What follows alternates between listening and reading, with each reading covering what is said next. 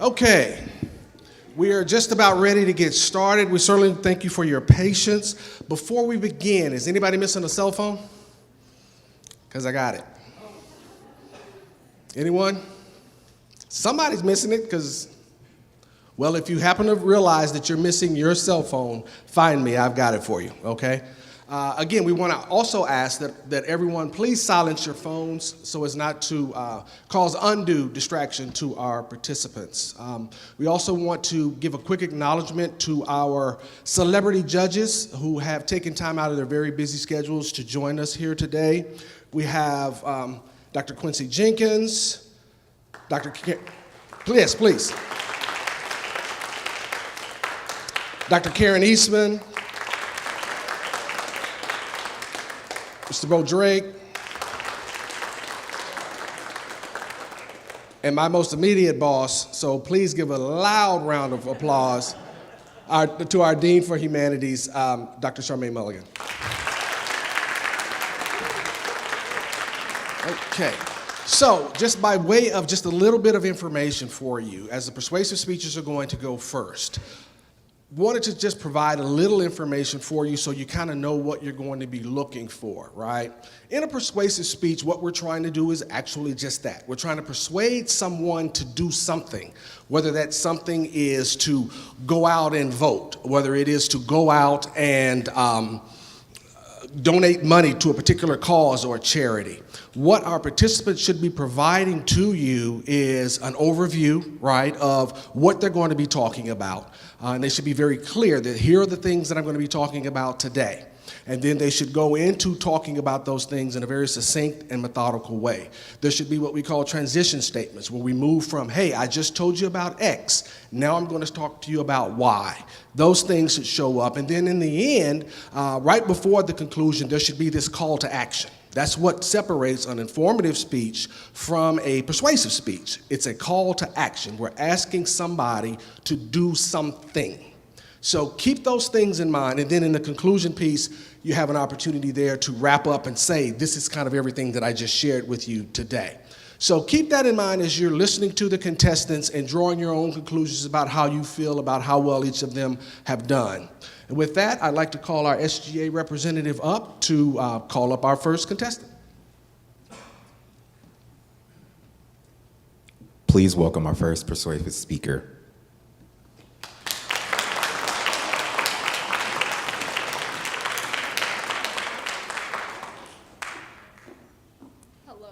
Hello.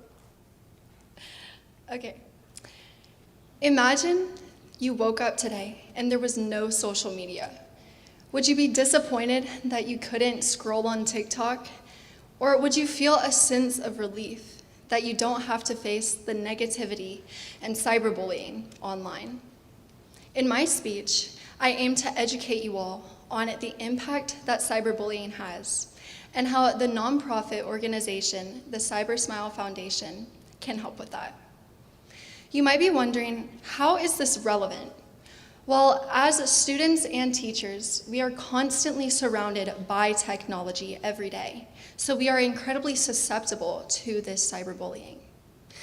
It's also important to note that I am credible on this topic because not only have I conducted thorough research on the CyberSmile Foundation, but I myself have faced cyberbullying online, so I know just how much it can impact someone's life. Throughout my speech, I'm going to walk you through the need for education on cyberbullying, the satisfaction that the CyberSmile Foundation brings. I'm going to help you visualize our society with less cyberbullying, and then I'm going to call you to action. So, starting off, why do we need to be so aware of cyberbullying? And the answer is simple. In today's modern society, technology is constantly advancing, meaning that there are more and more cases of cyberbullying. While researching, I found on the Annapolis Police Department website that over 40% of students suffer from cyberbullying. And of this 40%, 1 in 4 have suffered from cyberbullying multiple times. These statistics are astonishing and really go to show how many people suffer from cyberbullying, even if you aren't fully aware of it. I also found from the same website on the Annapolis Police Department that 75% of students have visited a website that was hateful towards their fellow peers. This shows that even if you're not fully aware of your actions, you might impact someone's life and be cyberbullying them by accident. It's important to remember that even though cyberbullying isn't necessarily physical, it is just as detrimental to students' mental health. So how can the Cyber Smile Foundation help with this? Well, their goal is to create a more safe and positive environment online through different campaigns. One example of a campaign held by the Cyber Smile Foundation is called the Modern Witch Trials Movement. Through this campaign, they made a short film that was advertised by various different celebrities that aimed to raise awareness on cancel culture online. This campaign was able to reach over 15 million people, which shows just how impactful this foundation can be. Another example of a campaign led by this nonprofit organization is called the Words Are Permanent movement. The Words Are Permanent movement was a campaign led by the foundation where they reached out to local tattoo artists and actually made different tattoos based off of real-life hate comments left on people's social media accounts. This just shows how prevalent cyberbullying is in our society. So how can we visualize a society with less cyberbullying? Well, on the Cyber Smile Foundation website, there are thousands of testimonials of real-life scenarios where this specific nonprofit was able to change someone's life dealing with cyberbullying. But today, I'm going to describe just one of these testimonials, and that is a man named Richard. Richard lives in the United Kingdom and is a headmaster at a high school. So he's able to witness firsthand just how much cyberbullying can impact a learning environment. When Richard introduced his teachers and students to the Cyber Smile Foundation, he was able to see productivity levels skyrocket and mental health issues completely decrease. This just shows how impactful the cyberbullying can be to our society and how the Cyber Smile Foundation can be helpful. So now I want to call you to action. Now, while I could stand up here and simply ask you to go make donations on the Cyber Smile website, I want you to take away one thing from my speech, and that is that spreading awareness can change someone's life. While researching, I found on the Cyberbullying Research Center website that cyberbullying rates have increased a total of 10% over the past decade. Now, while this may not seem like huge numbers, that is thousands of people that suffer from hate in their day-to-day lives. But by educating not only yourself, but the community around you on the impact that cyberbullying has, you can change someone's life. So, to sum up things that I've talked about today, I have given you the need for education on cyberbullying. I've helped you understand the satisfaction that the nonprofit organization, the Cyber Smile Foundation, brings to this need. I've helped you visualize a society with less cyberbullying in it, and then I have called you to action. So the next time that you wake up in the morning and reach for your phone to go scroll on social media, just remember that there is a face behind every screen, and your words could be the reason why someone doesn't want to wake up in the morning. Thank you.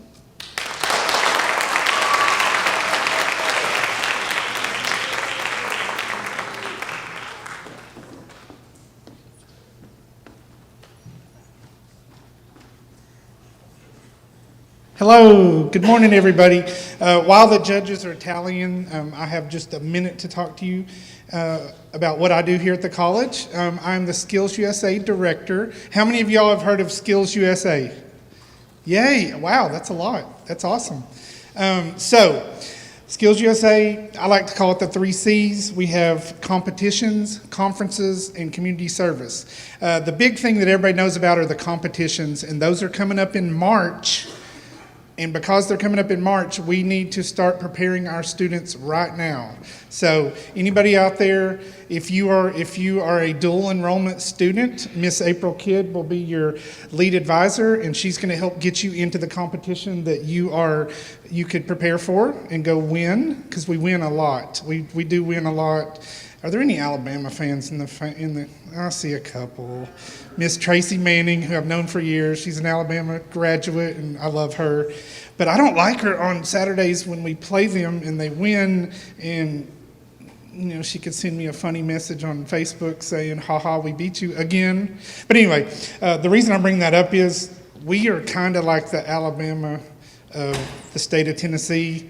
At the state conference, here's what happens. I got friends from Nashville, Memphis, all over, and every time they hear Chattanooga State, I'm over here going, "Woo, we won."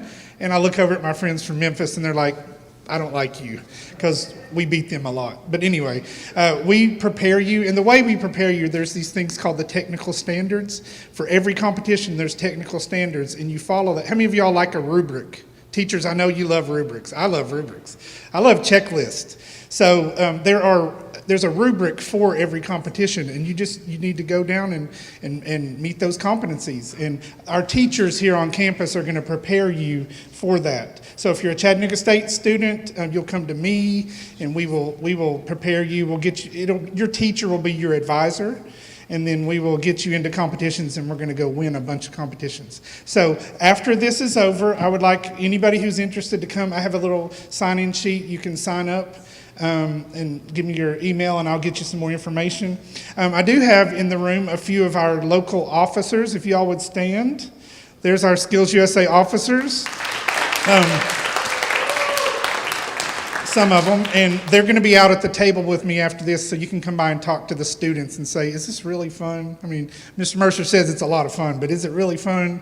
So, and Casey Smith and Alexis Dubé were just elected last week in Nashville. They were just elected as state officers, so they're going to be leading the state.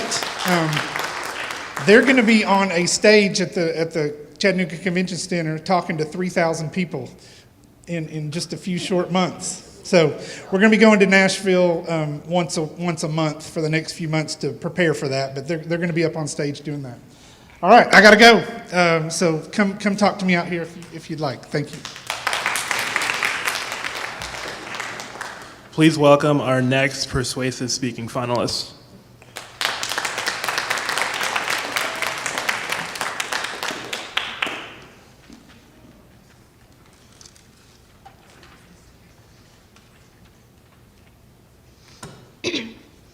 If you had told someone in 2020 that in just a few years they would be able to create a deepfake video of any person in power and make them say whatever they want with little to no editing experience and just a few words for a prompt, they would probably wonder what reality you came from. But it is obviously the reality we are living in today.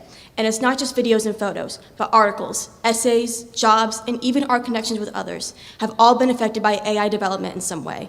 A few years ago, this technology on the scale it's already at seemed unthinkable. Now, to some, life seems unthinkable without it. I'm an artist, and I have been following the development of AI since I saw the harm it has been doing to the creative industry and the environment.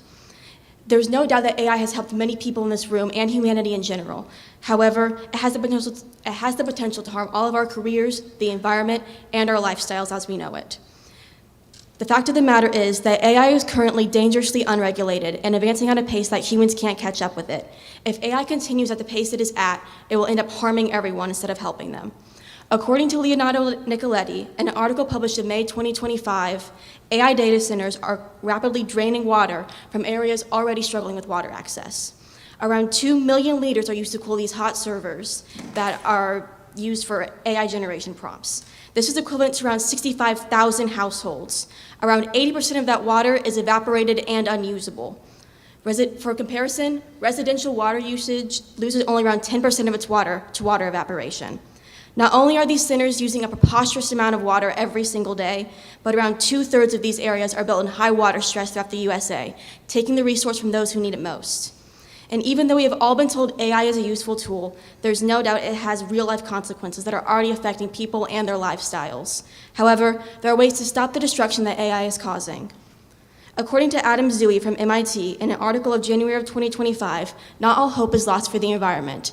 There are ways not to scrap AI altogether while still maintaining its usefulness. The main thing is that humans haven't been able to catch up to the rapid pace AI is developing, and this is where Pause AI comes in. They advocate for a global pause in the development of AI so that humans have a chance to put together a proper plan and regulations to protect our privacy, environment, and our future. Their site was accessed in September of 2025. Pause AI has already had 3 successful safety summits involving countries from all over the world. However, nothing legally binding has been produced. What we need is a treaty impervious to vetoes, and we need it quickly, before AI causes even more destruction than it already has. By having a global pause on the development of AI, especially in the USA and China, we will have overwhelmingly positive effects for the future of humanity and for the environment. Even though we know the ways to prevent AI's destruction, corporations aren't slowing down in their development, and the risks continue to increase. Humanity is endangered even more as each day passes. According to Adam Zui from MIT, in an article written of January of 2025, AI's consumption of electricity is developing at a frightening pace. And just in 2022 alone, AI data centers used for things like ChatGPT were the 11th largest electricity consumer in the world. By next year, in 2026, they're expected to be the 5th. This is more than Japan. Next year, this one single industry will use more electricity than almost every single country on Earth. Using ChatGPT alone for a single command or asking it to do a single task, it uses 5 times more electricity than a Google search. And our resources aren't the only thing being drained. It will also be our paychecks. Jack Kelly goes over the jobs that will fall as AI advances in an article written in April of 2025.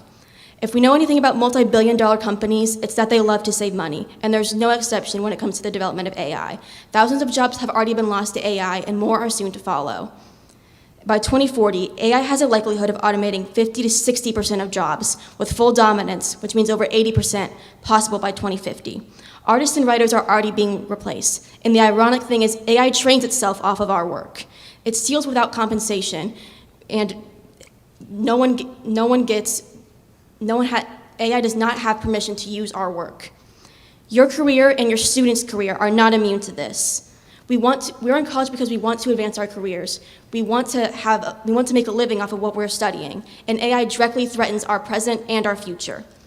However, there are steps you can take to slow the advance of this technology that is robbing us humans of our jobs, our electricity, and our lifestyle. Pause AI is doing everything it can to halt the development of AI before it becomes even more dangerous than it already is. And there are ways that you can help the cause to ensure that our planet continues to put humankind and their needs ahead of dangerous technological advancements. By going to Pause AI site and donating, at pauseai.info/donate, you can donate directly to the cause and help them fund volunteer stipends and things like that. You can also demand government action by writing and calling to politicians, signing petitions, and by protesting. And another good way to help is informing others by sharing things on social media, telling your friends and family about the harm AI causes, and by attending local events, we can cheaply and efficiently spread the word about how AI is harming us. And lastly, and I would argue most importantly, is unnormalize the use of AI in your own life. Simply using Google instead of ChatGPT already consumes 5 times less electricity. And don't fabricate human connection. Don't use AI to write your messages and your emails. Support artists and actual photographers instead of using a machine that steals directly from their work without compensation. And as I finish my time in front of you, I would like to thank you for your time and attention. Despite AI's harm to the environment, the fact that it's taking over jobs and spreading mass misinformation, it's not too late to stop it. By supporting an organization like Pause AI, encouraging others and our politicians to act, informing others of the harm AI causes, and lessening our own use of AI, we can continue to develop technology that's for the good of humanity and not just for profit.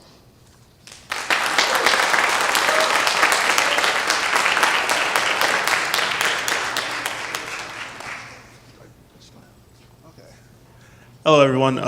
My name is Darnell Bacon, and I'm the current student body president here at ChattState. Well, first, I'd like to thank everybody for coming, especially it's a Friday morning, so thank you guys for coming. I also want to thank our amazing SGA for coming out here and volunteering their time. They're up here in the blue, so if we get a hand for them real quick. Thank you, guys. So first, we're really grateful for this opportunity to come out here and help with this Talking Tiger speech competition. It's been a lot of fun, and we're definitely going to do this again. But we wanted to use this opportunity to encourage everybody to get involved in their community. I think a lot of us in the SGA have always wanted to help our community in some form, and I think student government is a great way to get started, getting engaged in your community. And we also wanted to encourage everybody to get involved in assisting our food banks, especially with November starting. There are SNAP benefits that aren't rolling over for the next new month. And it's really important that we come together and we assist those facing heightened levels of food insecurity this month. So that could be supporting your local food banks, volunteering. There's plenty of opportunities to go out there and support people, and that's a great way to do it. With that, I'm done. Thank you.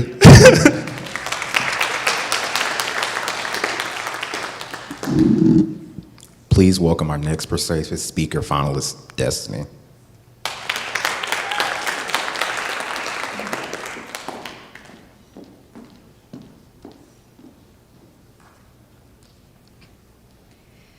Family always comes first is something we are taught since we were young, basically since birth. When my mom first told me she never had a birthday party before, I decided that when her next birthday came around, I would hold a birthday party for her. I went to Walmart on a school night and I bought stuff to make treats for her. I spent the whole night making lemon tarts for her, which curdled less than halfway through. I bought Lego sets for her because she likes Harry Potter. And I also blew up balloons, and I spent the whole entire night shushing the dogs so they wouldn't wake her. Families always come first to me, and it should for you too. First Things First is a nonprofit organization that promotes for low-income families and relationships. My parents have been a part of this organization for 8 years, and they've been in different programs like Dads Making a Difference, Epic Dads, and RISE, which means relationships in sync with each other. If you know anyone who's having any relationship or family problems, I recommend this program. Within this speech, I will discuss the reasons why First Things First is needed, how it's beneficial to society, and how you should help the cause, because there never should be limits for family. First, I would like to share some statistics. From the article, Effects of Family Structure on Mental Health of Children, a preliminary study, written by a group of professionals including Pamela Campbell, Pavesh Bastet, and Aruda Prakash Behir in 2017, the prevalence of poverty in single-parent families has been estimated to be as high as 50% compared to around 5% for two-parent intact families. And dysfunctional family backgrounds and socioeconomic adversity has also been attributed to suicide in young people. Though the percentages are different, the results are still the same. Kids struggling with mental health is due to low parent income, and families that struggle, though percentages differ, the results are still the same. Families that struggle with low income can result in kids struggling with mental health and worse, them committing suicide. Kids are impressionable, they're like parrots. Whenever a kid sees their parents not contributing to their family, or if their parents go out drinking, they think that they can do it the same. To solve this problem, First Things First was initiated in 1997. First Things First is a credible source due to the charity review organizations giving good reviews, like Charity Navigator giving them 3 out of 4 stars. According to the official First Things First website, which is constantly being updated and last accessed on October 31st, 2025, First Things First is a nonprofit based in Chattanooga, Tennessee, that helps families thrive by providing research-based relationship education and coaching. First Things First has changed my family firsthand. It's been a part of my life since I was 8, and I am now 17. I've seen my parents change before my eyes for me and my brother. Our lives have changed for the better, and I think yours could too, but why trust me? Why trust just a kid? Well, according to the Charity Navigator website, which is constantly being updated, it says First Things First has scored an 100 in culture, leadership, impact, and an 81 in finance, only due to one singular IRS form not being on their website. Data from the IRS itself doesn't lie. But what happens if you have family issues, but you don't want to be a part of this community because you don't trust it? I want you to close your eyes. I want you to think of a world where First Things First doesn't exist. a dull world with no laughter, no talking. You see families walking by, but you can only tell by their facial expressions. You can only tell by their nose or their eyes. The world seems dreadful. Nobody seems happy. Generation after generation will become more and more depressed until eventually everyone walks the world as empty bodies with no potential. Those are just a couple of examples of what can happen if First Things First didn't exist. The compassion that they add to the community, honestly, just makes the world a better place. And I prefer a world of unity rather than a world of isolation. First Things First tries to prevent a world of isolation, but for them to prevent a future of isolation, they need present-day help. I call you to action. First Things First is a nonprofit, which means they make no money off of the helpful actions that they do. They need donations or interns. Pull out your phone. Oh, wait a second. I want you to go to firstthings.org. At the very top right, there's a button that says Get Involved. Within that button, it has their socials, ways to donate, and ways to volunteer. Some of you may be busy, and I understand that. Some of you may be college students, maybe high school students, maybe you have a job that you work 9 to 5, but any help you can provide is helpful. Any money or a singular second you can spare for this organization will help the world be a better place. Go up to people and mention this speech. Mention how I try to prevent a future of sadness and isolation for everybody. If you spread the word, you can help to make this a more connected place. So to conclude this, relationship and family struggles are hard to address, especially if you're non-confrontational. But First Things First wants to help you and your family. We have discussed why First Things First is needed, how they help, and how you can help them. So why not join or support them? A better world starts with a better home. No matter income, everyone deserves a family and love. So put first things first.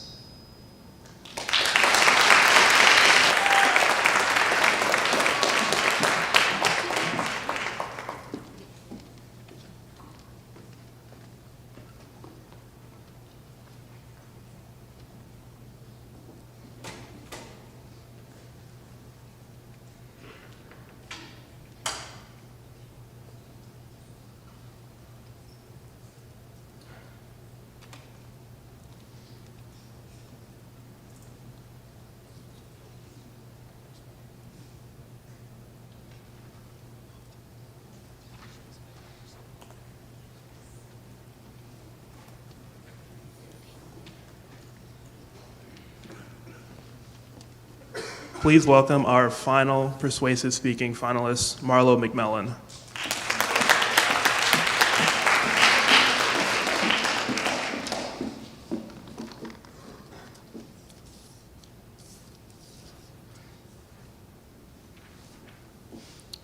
Good afternoon. I'll never forget the first time I truly understood what animal testing meant. I came across a photo of a dog trapped in a lab. His fur was shaved and his skin was raw and covered in sores. He wasn't a stray or a rescue. He was a test subject. That image stayed with me ever since and made me wonder how something so cruel could still be legal. Today, I want to talk to you about why animal testing is wrong, what alternatives exist, and how organizations like International Cruelty Free are the leaders in this fight for a more ethical future. I am qualified to speak on this topic of animal testing because I have spent years researching it through reliable sources such as International Cruelty Free, PETA, and the National Institute of Health. I have also worked at a small animal vet clinic for 2 years where I have had hands-on experience and learned about the health and well-being of them. I have also volunteered at a rescue center in Costa Rica, where I witnessed firsthand suffering and challenges these animals faced after recovering from human abuse. First, I'm going to explain the real issue of animal testing, then I'm going to move into alternatives, and finally, I will show you how you can make a difference and take action to help this cause. Animal testing causes extreme suffering. For example, the U.S. Food and Drug Administration allows testing that includes skin burns, forced feeding, and eye irritation trials.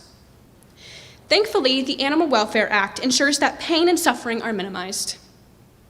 This was found in the National Agricultural Library, which I accessed and was updated in 2025.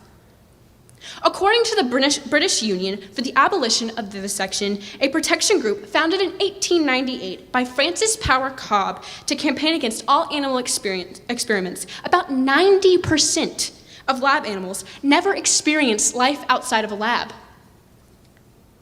This process is scientifically flawed and outdated. A lot of people assume that animal testing is the safest way to protect humans from unknown products. But this is actually the opposite. Human lives are put at risk. The biology of an animal is very different from that of a human. An article written in 2015 by Ashia Akhtar, who works for the National Institute of Health, states that 95% of drugs that pass animal tests fail in the human clinical trials because animals don't react to the substances the same way humans do. One example of this is the painkiller Vioxx. It was deemed to be safe in the animal trials, but when it was put in stores and bought, according to NPR, it caused more than 60,000 human deaths. So you ask, if animal testing is so cruel and unreliable, how do we fix this? That's where our solution comes in. The solution is clear. We must replace these animal testing with humane science-based alternatives and support organizations like the International Cruelty Free, which are leaders in the fight for making the change. International Cruelty Free is a nonprofit that works globally to end animal testing through education and advocacy. Some specifics are that they create awareness campaigns and push for legislative bans on animal testing. You probably recognize this logo on a lot of our daily products we use. This identifies the products proven to be cruelty-free. The goal of this is to make shoppers aware and let them know that animals were not harmed in the making of the product. So, what are some main alternatives to animal testing? Modern science has developed many alternatives, and these include cell-based testing, computer models, paid human clinical trials, and 3D printed tissue that accurately replicates the human reaction to these products. These methods are 60% cheaper thanks to the advocacy of groups like International Cruelty Free, over 40% have banned animal testing for cosmetics. If more people support this movement, we can expand these laws and make cruelty-free standards a global norm. What would our world look like if we committed to this change? If nothing changes and we ignore the problem at hand, millions of animals will continue to live and die in pain every year. Future generations will look back and ask, how could they call this progress? But if we act now, imagine walking into a store and knowing that no animals suffered for your shampoo, lotion, soap, and makeup. Imagine a community where compassion and innovation are equally valued, where modern and ethical technology is used instead of cruel, outdated methods. That is the world International Cruelty Free is fighting for, and that is the one we can all help create. This all starts here, and here's how you can take action. First, you can start by buying products that are certified cruelty-free. Every purchase is a vote for kindness and ethical science. Next, use your voice. Share what you have learned, post on social media, talk to your friends, and encourage others to make these cruelty-free choices. You can also support the movement by donating or volunteering with International Cruelty Free. You can do this on their website.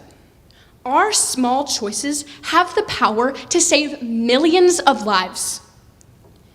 Animal testing may have been a part of our past, but that doesn't mean it belongs in our future. Science has evolved, and our ethics must evolve with it. By supporting international cruelty-free products, choosing humane products, and spreading awareness, we can create a world where medicine and beauty don't depend on suffering. Every product we buy sends a message about the kind of world we want to live in. Supporting cruelty-free science isn't idealism. It's progress. Thank you.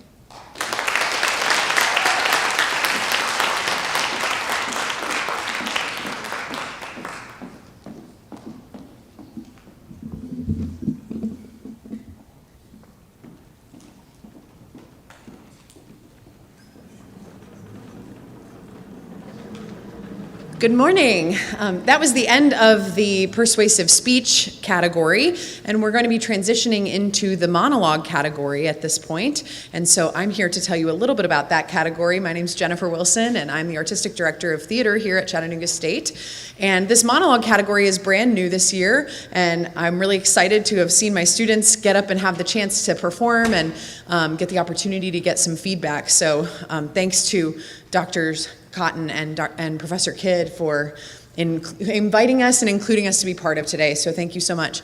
The monologue category, essentially what they're going to be doing for you is sort of a mock audition. They had to prepare a 30 to 90 second monologue, which typically when you go out in the professional acting world, they're going to ask for about approximately a 1 minute monologue usually. So this has sort of a real life scenario where they can prepare a monologue. They were allowed to choose it from any medium, film, television, play, anything like that, so they could choose what they wanted to do. And then we're asked to create a character and give a dynamic presentation of that character and use good vocal clarity and good acting choices and specific physicality that goes with that character.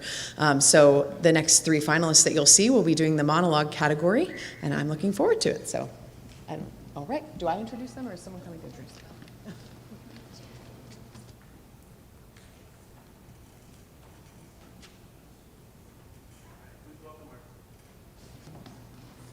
Please welcome our first monologue finalist, Larry Ashby.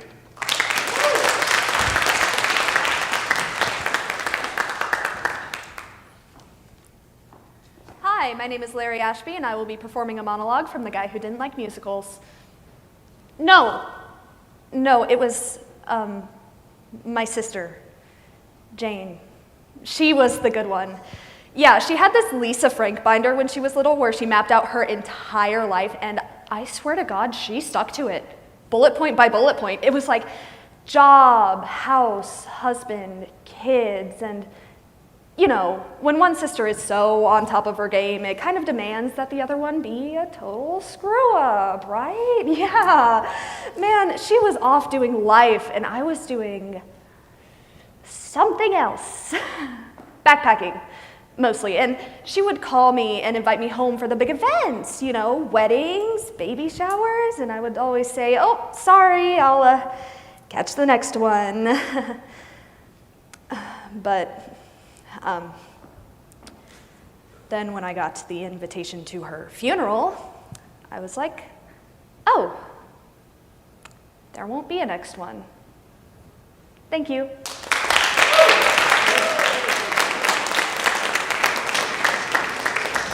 I'm back one more time to announce something that's coming up in our theater department that we hope you might consider joining us for. We are doing a production of the play Charlotte's Web, a familiar story. It's a book by E.B. White, and it's been adapted for the stage by Joseph Robinette. And we're performing that here on November 21st, 22nd, and 23rd. So that Friday night, it's at 7 o'clock.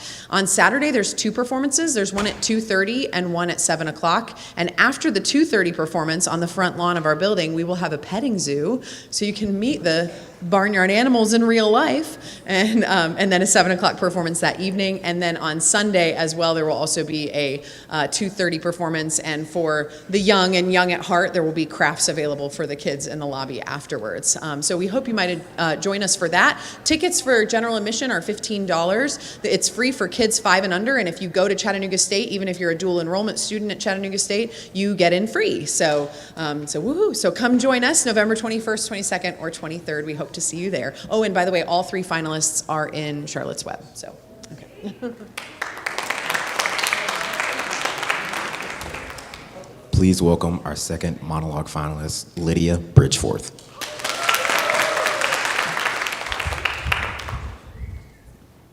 Hi, my name is Lydia Bridgeforth, and I will be performing a monologue from Rosencrantz and Guildenstern Are Dead.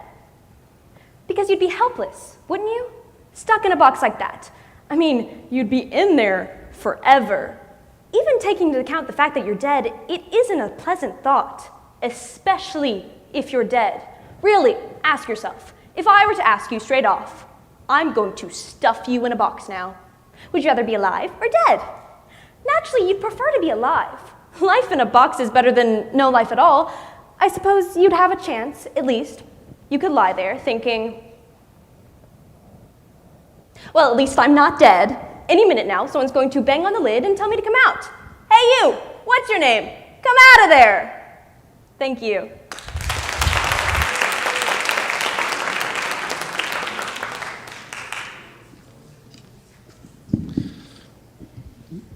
Hello, everyone. As the judges are doing their final scoring for that monologue round, I just wanted to introduce myself. My name is Adam. I am the Assistant Director for Student Experience in the Student Experience Office here at ChattState. I'm the advisor for Student Government Association. I also oversee study abroad and student events and programming. And so one of the things I wanted to talk to you about, both for students that are here at ChattState already or are going into college, is that your experience at college really matters. It shapes a lot of who you are, and it can become the catalyst of what you are passionate about and what you do. And so I wanted to let you know of some upcoming events for our ChattState students.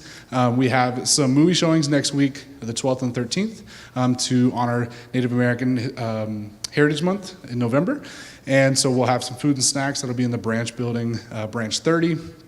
At 5 and 7 o'clock, you'll get emails about that. And then also just wanted to encourage the high school students here to be involved in clubs when you go into college. Be involved in student life. Those things can really, really affect your what we call soft skills, or things that like leadership and things of that sort. So I just want to promote that. If you're interested in clubs, find me, find somebody in SGA, and we can help you with that. And with that, I'll let the speaker introduce the next finalist.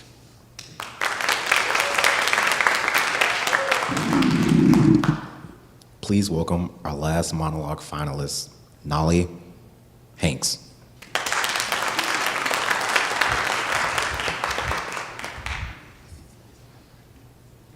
Hi, my name is Nala Hanks, and I'm going to be performing a monologue from Dance Nation by Claire Barron. I'm really freaking smart. I am. I'm smarter than most people I meet. I'm probably smarter than you, and not just some liberal arts bull. I'm good at math. And people are always like, LOL, I'm so bad at math. Like that makes them cool. No, it doesn't. You suck at math. Math isn't even that hard. Math is actually the easiest section on the SAT to get a perfect score on. So if you just study, it's the most studyable section. But I guess you didn't study. And that doesn't make you cool. No, that makes you lazy and short-sighted about your future. Seriously, people, it's not that hard. It's not like you have to write a freaking poem. There are like rules. There's like an answer. I don't even have parents who can help me, and I still ace it. Because I'm not a moron. Thank you.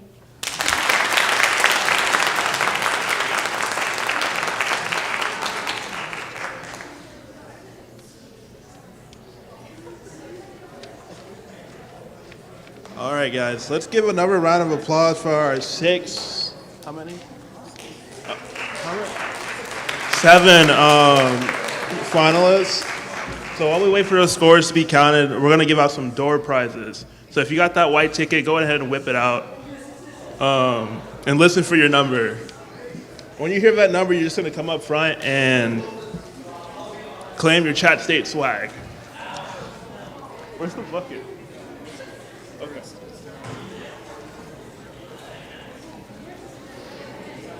Tell them when it's dropped.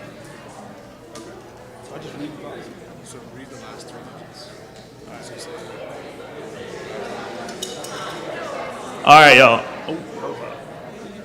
I'm gonna read these last 3 digits. So if you hear your number, just come up front and claim that prize. So these first 3 digits are 154.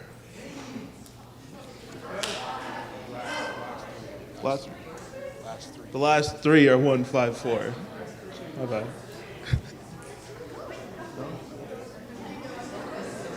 One, 5, 4. No, no 1, 5, 4. It's okay. Huh? Huh?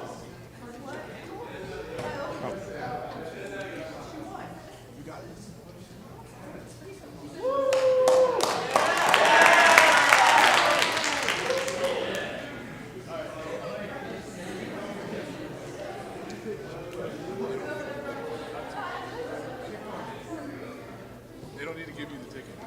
They don't tell them if you hear your number, get it. All right. So if you hear a number in the future, you don't have to give me your ticket. Just do what? Just go up there and grab a prize. Okay. So next one, last three digits, 171.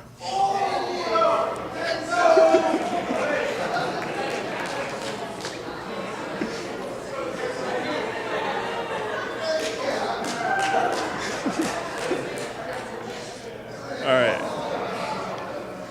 Next three are 155. 155.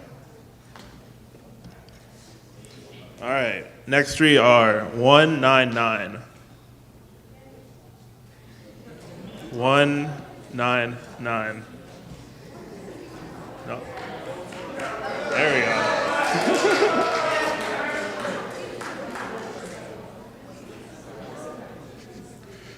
All right.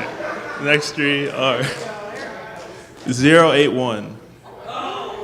There we go.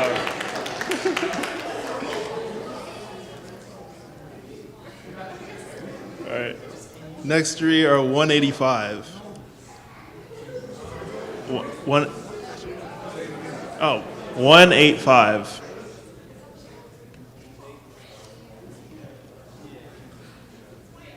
Next three are 175.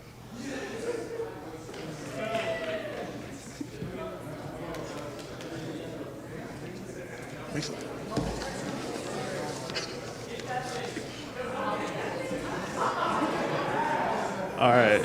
The next three digits are 090.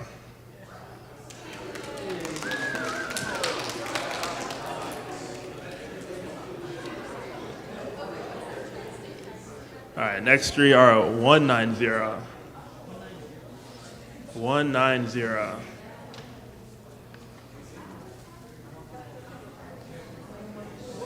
Next three are 177.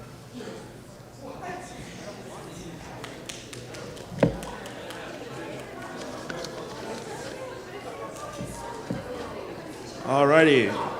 Those next three digits are 082. 082.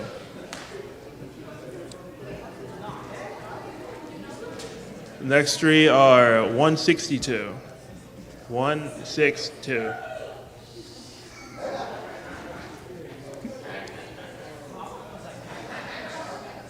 Our next three are 178.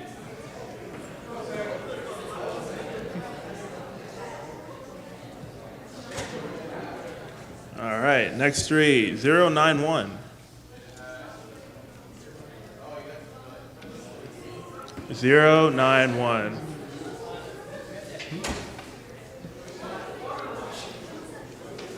Oh 106.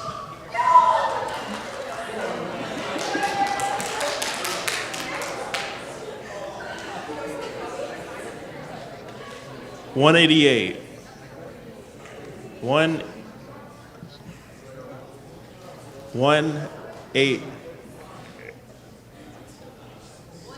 188. That's our next three.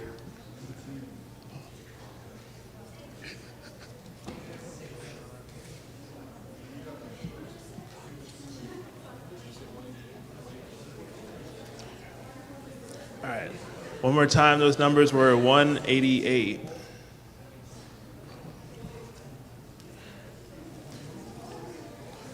153. 153.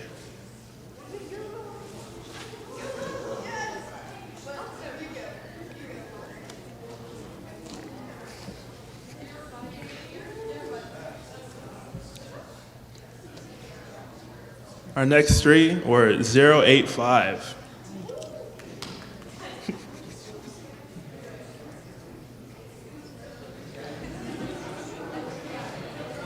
Our next three digits are 109.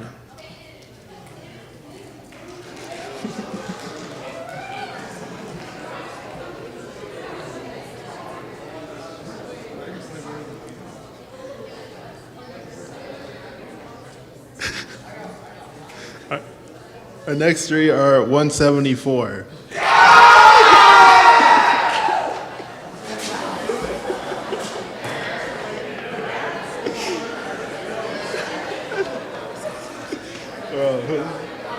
All right, our next three are 100.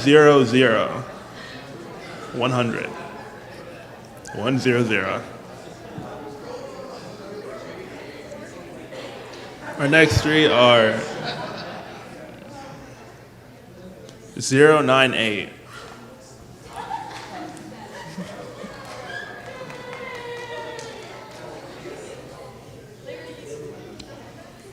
All right, our next three digits are 169. 169.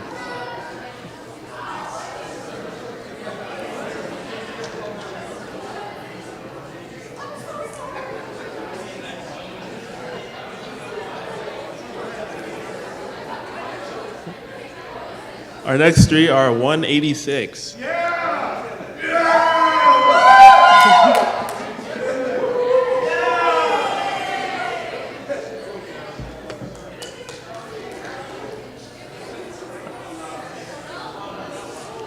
Our next three are 107.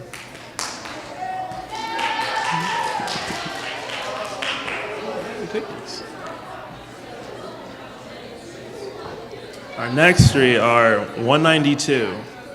192. 192. All right, our next three are 112. 112.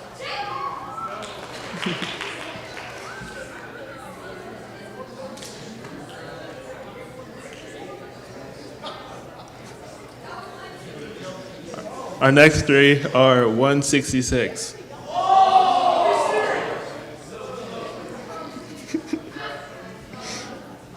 All right, that last one was 166. All right, next one is 148. 148. Okay, next one is 097. 097.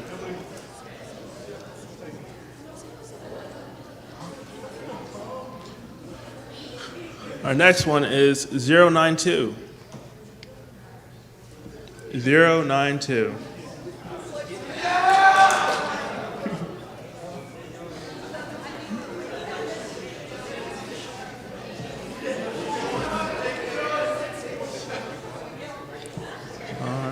Our next one is 095. 095.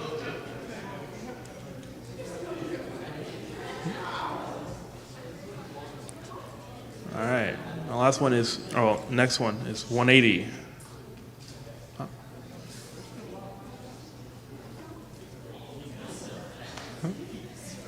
That's 180.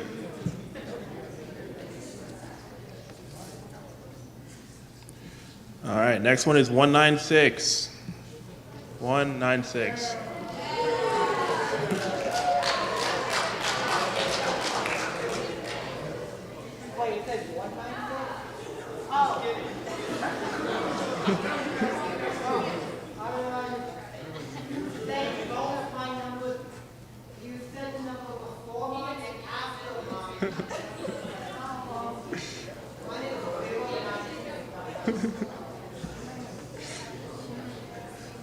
Next one is 170. 170. And there's a lot of these. Next three.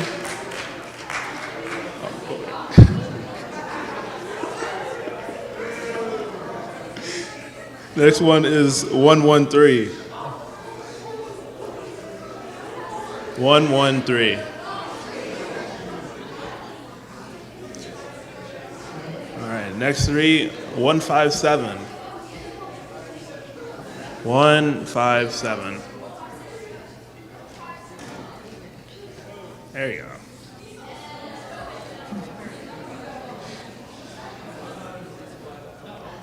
go. All right, next three, 194. 194.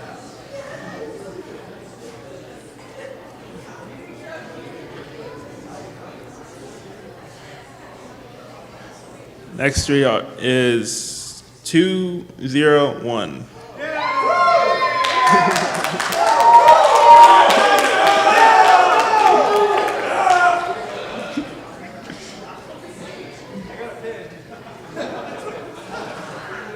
Our next three are 193. 193. Our next three are 202. 202.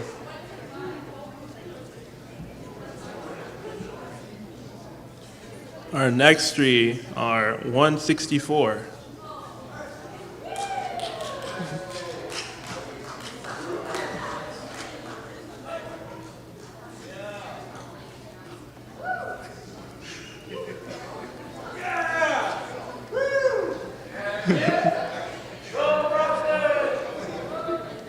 Our next three are 089.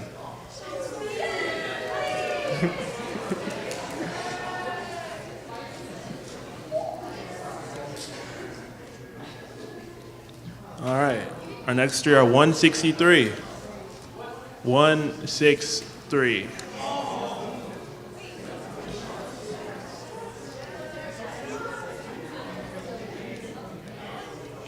Our next three.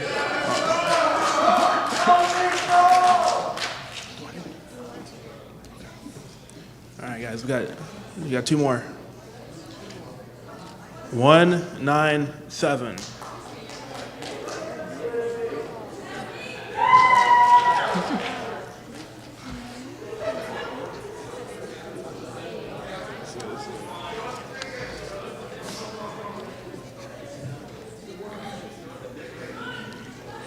All right, our last one is 176. Horrible. 176. The tragedy. Thank y'all.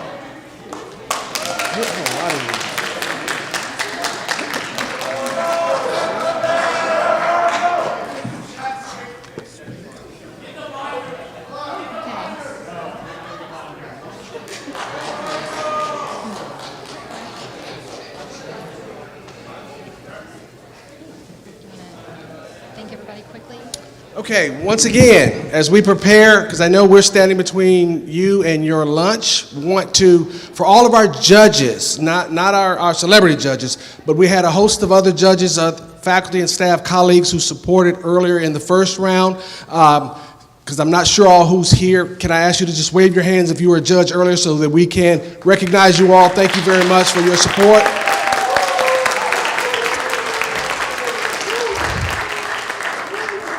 Also want to recognize the faculty, staff, counselors from our respective schools. So if you are in one of those positions at one of our public schools, can we get you to raise your hand as well so we can recognize you all? Thank you very much. Thank you for taking time out of your day to bring our dual enrolled students with us, over to us.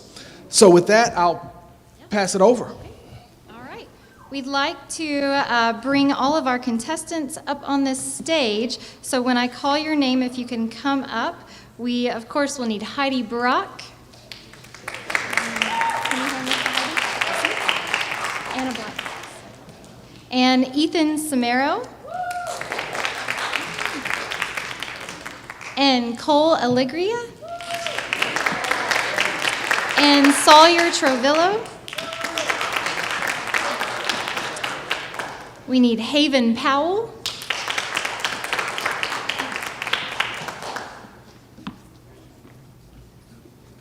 Briley Ware.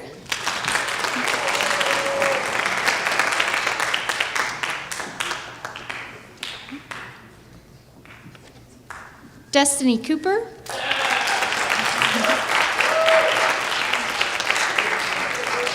Marlo McMillan. Nala Hanks.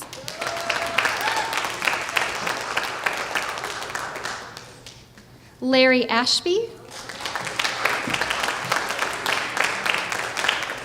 and Lydia Bridgeforth.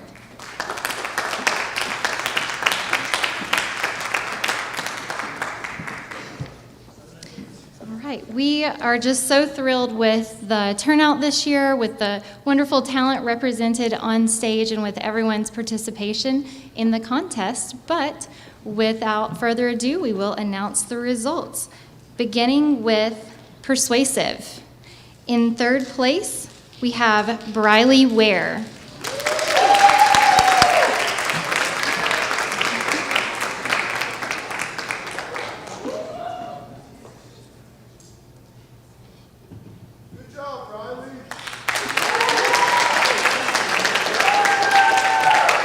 In second place, Haven Powell.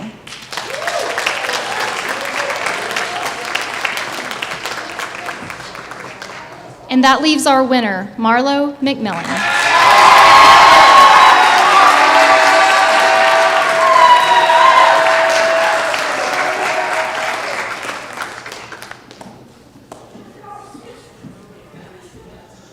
Okay, and next, as we move on into for the monologue, in third place, Larry Ashby.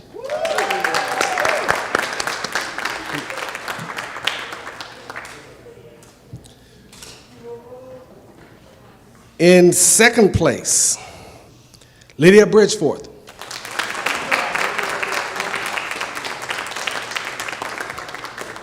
Leaving first place, Talena Hanks.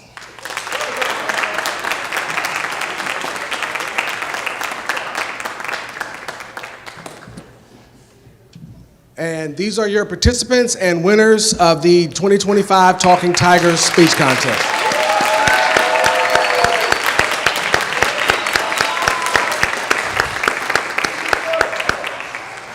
So as they're taking photos and whatnot, we want to certainly continue to encourage all of you to consider participating next year for next year's contest. We certainly want to encourage our Hamilton County schools to continue to support and come out, and because it certainly is indeed a pleasure to have you here, and we hope that some of you students are indeed considering coming to ChattState and participating, whether you're going to be dual enrollment next year or whether you're going to be a full-time ChattState student. We'd love to have you consider participating as we continue to think about how we expand the program and add in more and more events. Not sure yet if we're going to expand for next year, but we're certainly going to be looking at it and engaging with Dr. Wilson and our colleagues in that area about the possibility of expanding, so there may be even more opportunities.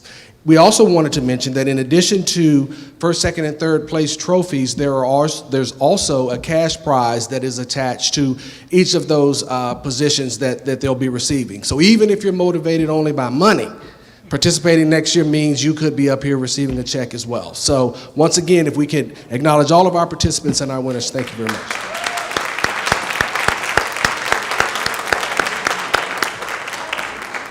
Are they going to draw or just come up?